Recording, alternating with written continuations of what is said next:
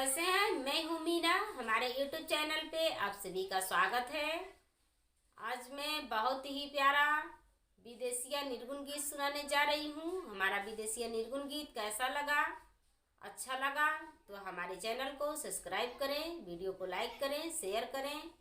Comment में बताएं कैसा लगा। मैल कैला चुनरी, मैल कैला चुनरी, नैहर में अरऊ मैल कैला चुनरी, नैहर में अरऊ मैल कैला चुनरी, मैल कैला चुनरी, मैल कैला चुनरी,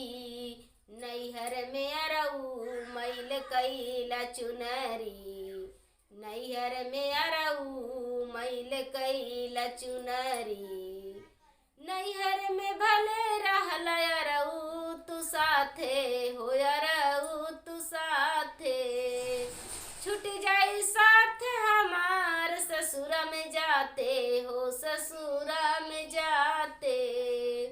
नैहर में भले रहल अरऊ तू साथे हो, अरऊ तू साथे छूट जाई साथ हमार ससुर में जाते हो, ससुर में जाते, खुल जाई पोल सब पर जब मुंगारी, नैहर में अरऊ मैल कैला चुनरी, नैहर में अरऊ मैल कैला चुनरी, मैल कैला चुनरी, मैल कैला चुनरी, नैहर में अरऊ मैल कैला चुनरी, नैहर में अरऊ मैल कैला चुनरी, कहानी की रहा तनी बची के बचा के हो, बची के बचा के,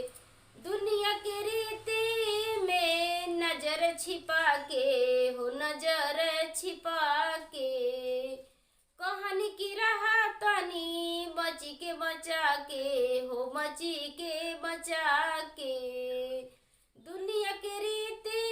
में नजर छिपा के हो, नजर छिपा के,